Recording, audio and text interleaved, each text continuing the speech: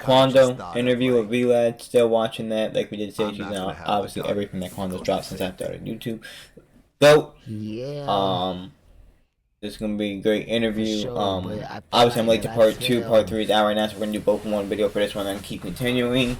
Might do that for a couple of times because I'm obviously super busy, so actually these are pretty long, so next one is even longer, so might not watch all of this one, gonna watch most of the next one, so I'm very interested because obviously it's about YB, GOAT, free to GOAT. Cause we didn't, you feel me? Gonna be soon, bro. Man, when he ain't beat the kid. You know, a father feel like, long as I'm bringing this money in, long as I'm making this money, first part was about long as you got every pair of Jordans, every electronic and all that, you feel like you just doing the most, but you don't know that the shit you doing can easily trick you out your daughter life or your son life. And what you doing this for? You doing this for her, or are you doing this to buy material stuff?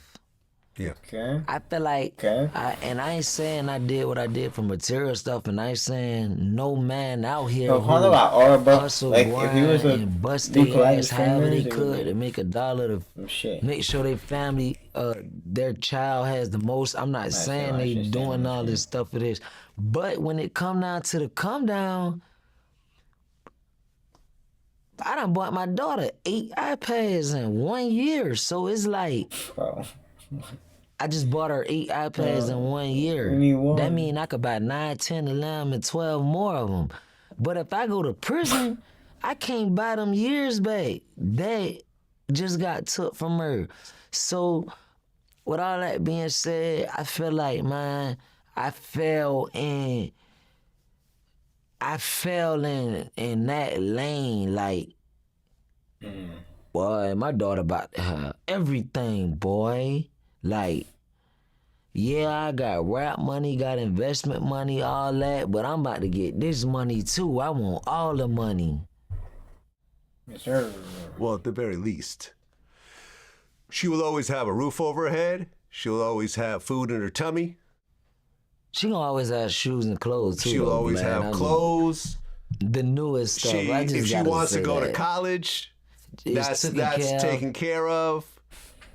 If she if her mom needs help with childcare, that's taken care of. She'll never have to be running the streets in the same way that you were because both parents weren't around. For sure. And that's great. And before we started this interview, we was talking about like our daughters. Yeah. Through everything I've been through, I feel like that's the most blessed thing happened to me. Cause Vlad, some people don't want to face it that, bruh, you could have a little girl 9 times out of 10, and the chances is very slim on your little girl becoming a part of street stuff. Your son, the chances is more. 1 out of 9. All right. And it's something people don't notice, but I ain't the one that, I really don't want to say this because it's a lot of mothers around the world. They might feel like, oh no, he wrong because I'm going to do this, I'm going to do that. But look, bro, you could tell if your son going to be a thug when he a kid. I don't care what you say. You know how many little boys I done seen, like you said, 2019. I 5 years ago. I remember seeing little young dudes, little 4, 5-year-old little young dudes running around the neighborhood watching them do stuff, and I'm like, boy, yeah, boy, he gonna be hell. Like, bruh, so what me saying that is, I feel like I was blessed on that part, because boy, Vlad, if I had a son, I feel like I'd be worried more, and I'd be even more stressed out in life, because when I look at my daughter, I don't look at her like she's gonna grow up and be bad. Well, let me say this, this though. shit gonna be a little while. Because you're financially good, when she gets 18, 19, 20 years old, she's not going to be on OnlyFans showing her body so she could pay her rent. Sure. See what I'm saying? And that's important. And she's not going to be chasing around some man to financially take care of her. OnlyFans? Shit, because you have money, you're going to make sure that never happens. I mean, so regardless, and yeah, you may have to do some time and so forth, fuck with people but like that. It's going to make a very big turning point because we all know girls that are out there on Instagram, at the strip clubs, on the street, just so they can pay rent, and just because they, taking care of a kid they may have where the father's not around. Right. And that's a beautiful thing, and I don't want you to discount that. For sure, but I just gotta say something to you about everything you just said. Bruh.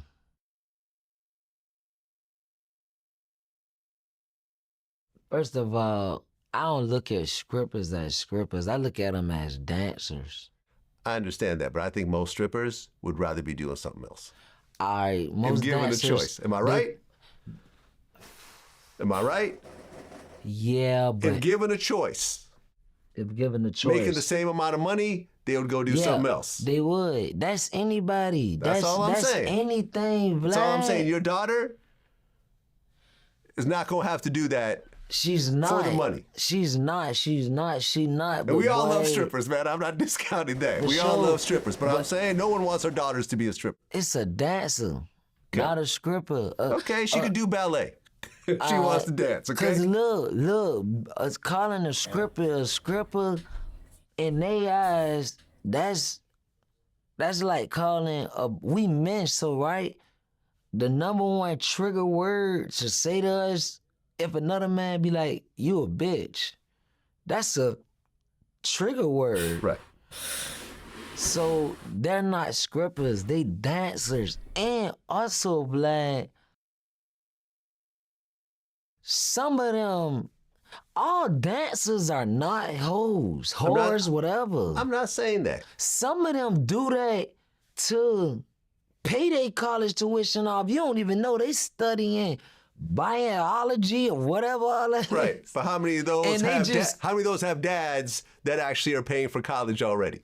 That's all I'm saying. That's all I'm saying, man. That's all I'm saying. Bro, they doing it because they have to, not because they prefer to do that. Well, if you want to put that like this, you got to put it like this for us men too. When you get out there and sell drugs, it's just like a girl going to get on a pole. Exactly. Because if you could have been if you had any given choice, like you just said, to be making the same amount of money as in something else that's legit other than selling drugs, you would have been doing that. So with that being said, man, Vlad, at the end of the day, we don't know what position somebody in. We don't know what their situation is.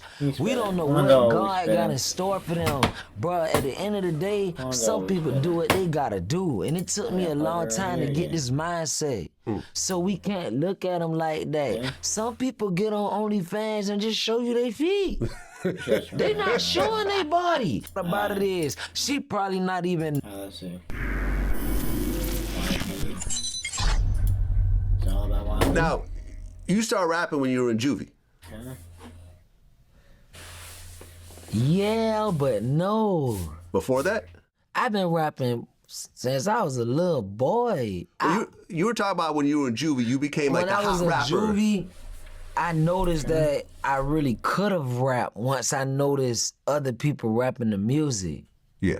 But I always had a passion for like sounds. I started off wanting to play the drums. I think I told you this before. I used to go in the bathroom, flip dirty clothes hampers over, put the toilet seat down, get a pan, and I had drumsticks, and I always loved beats, I always loved music. Okay. But at one point, other people started to notice. Yeah. Game wanted to sign you initially. For sure. He one of the first people ever called me. Yeah, that's my homie right there. Sure. Yeah, he's a regular guest on my show now. Me and him go back. Like when he first started rapping. Oh, so in fact, I'm going to tell you this. My first video project ever was a DVD with Game. This was 2005, 2005. It's called The Devil's Advocate. That was the first time I picked up a video player, a video recorder, and tape. It was when he was working on his first album. How you was around this time? How old was I? Yeah. 31. In 2004? Yeah, 20 years ago. I'm 51. That's crazy. Yeah. Yeah, me and him go back. Birdman wanted to sign you at one point. For sure. Birdman, that's still my uncle. Yeah, me and him talk. Yeah, I mean, you could say Birdman is the greatest hip-hop CEO of all time. You could say he were or is? He is. Oh, yeah. All right. He is. Because he's still actively doing it. Uncle real big dog, man. Oh, yeah. Sure. Okay. Every time I see him, I be like, I don't know why. Every time I see him, I do that. He be like, nephew. Well, but then you dropped a song called Kickin' Shit. Sir. And at the end of that song was the NBA YoungBoy logo. For sure. For sure. And you had signed to him at that point when that song came out? Man, I've been with YoungBoy since the beginning of my career. Okay, so it was before that song. Yeah, before that song. Okay, because you had officially announced that you signed with YoungBoy right around that time, right? Because he had the imprint with Atlantic. He signed you as the first artist on his label, and then you signed with Atlantic through him. Yeah. By the way, I don't think that's the first time I announced that. I figured people knew that I was with Top since day one. Well, when you saw the logo, that's when you really knew that it was official. You know, people are affiliated and, you know. Yeah, I'm talking about other eyes. Other eyes knew it was official then probably. Got it. But people like me, the industry. Day one. Exactly. How did the two of you first meet? I dropped a video on Instagram. He commented under it and said, send my number. That was that. That's why I tell people, bro, like, boy, it's a different, boy, like, all you gotta do is believe in yourself. And you know how people say the small things count? It's the small things that count, right, Vlad? It's the small things that count. Yeah. Sir. All right, if it's the small things that count, that means if you do something small, it could count for you so big. Cause you see how that happened? I feel like life is a metaphor. The way I look at life, like if you was like my people and you sat around me and heard a lot of stuff I say, you would notice. I feel like stuff be right in front of your face, man, and people look right over it. Yeah, I mean, he saw the talent early on. So. Yes, sir. And when you hear that song, I think that's one of your best songs, honestly. Kicking shit? Yeah. Yeah, because you saw like the raw talent like, early. Early. I went and watched the video again this morning, and I'm like, damn, like this is really good. When I was in RP Rich Homie. I was in my Rich Homie phase then. You know I had looked up to Rich Homie. I did his first interview ever. Well, I had looked up to Rich Homie. I was just, bro, it's crazy. Bro, I just had talked to Rich Homie. Last time I talked to him was like, the last time that I talked to him personally over the phone was in April. His engineer had died. And his partner, which is one of my people too, who I met through my people. I don't know if, man, I've been to Rich Homie, but I had got back in contact with him through one of my people's people who officially became my people, which his name is Toon. He from Atlanta. Toon called me like, Quan want to talk to you. Quan got on the phone like, what's up, little bro? You know how he used to talk. little bro. You feel me? Oh, man. He like, man, me and Quan was supposed to, you know, boy, me and Rich Homie was talking about doing the tape together like for 3-4 years. Well, you got a song together, Rich Homie Quando. We do, but Yeah. I'm talking about recently, like this year. No, y'all last year, y'all and sound the year great before together. that. You know what made me never like, he was like, I'm gonna send you some songs and you send me some songs. He like, and I'm gonna come lock in with you. I know you on house arrest. I'm gonna come to the house, this and that, this and that. I'm like, man, I'm with it. But the reason that I never had son, I know Quan was waiting on me. He was waiting on me to send some songs first. Cause I know he was serious. What held me back was I was like, all right. When I first came out, I was on like my rich homie flow. Cause that's who I looked it up to. That's who motivated me. That's who I got my first flow from. You feel me? But I'm like, I done got so far with music. I ain't talking about like goals, money, and all that. I'm talking about far as I done got so. If you work at McDonald's and you flip burgers, you gonna be a pro at it. I done became a pro so much. Quan want me on. No, I got it down packed too. I knew his manager, Fly. From that. 30 some-year-olds don't just fall over and die. Yo, but look, bro. I don't know what he died from. If you, none of what you, I'ma say it this way, even though it's a whole nother way, I put it in my own. I love Big Bro Bootsy, man. I play so much, he taking it straight out. I'm going. Yeah, go to die from. I ain't trying to get boy. Goon. Rollo. Yeah, I know Rollo. Cause you know it's Rollo too. Rollo cool too now, but. The Rollo fam go. Even though it's a whole nother way, I put it in my own way. Believe none of what you see, none of what you hear. None of that. Believe none of what you see or none of what you hear. Go with all of what you know. Well, Boosie said that, and I know those two were close, and that's what I'm going off of. Boosie's my man. So for sure, but I love Boosie too. And maybe Boosie knows something we don't know. That's all I'm saying. If Boosie says it, I'm gonna believe it. That's my man. Sure. And that's that's cool. your man too. That's before I'm not just making it up. You ain't good. Chill. Look, see they. Hey, that's my cousin. That nigga play so much. He taking it straight out doing this. But nah, hey. Bootsy, I love Big Bro Bootsy, man. I ain't gonna lie, boy. Yeah. I love We both do, man. You know why though? Him, Rollo fam goon. Rollo. Yeah, I know Rollo. Cause you know it's Rollo too. Rollo cool too now, but. The Rollo fam goon. I'm talking about Rollo fam goon though, but Bootsy, Rollo,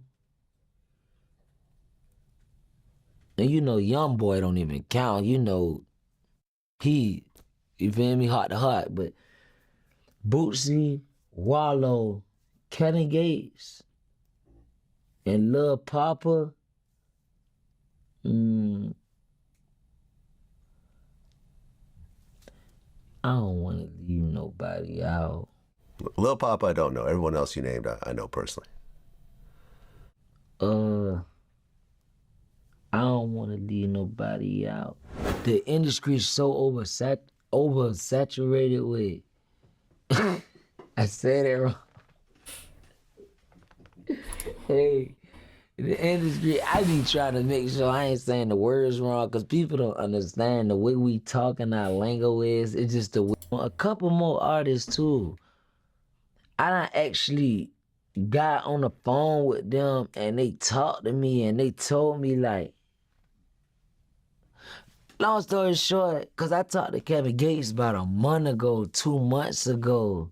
It was actually about the Dean, about Muslim. The Dean is Islam. And he was like, look, you know how he is. He's like, look, brother, if you ever need somebody to call, just call my number. I'll come kick it with you. He told me, even if you want to talk about your bitch, you got bitch problems, you can holler at me about it. But nah, you know, bruh, BG, including BG. BG gave me some wise words. I feel like all them that gave me wise words before, and I feel like all them are real. They are how I see myself. If something was going on in the industry and it took, everybody say mind your business, but choosing this side or that side is not minding your business. We been on that. You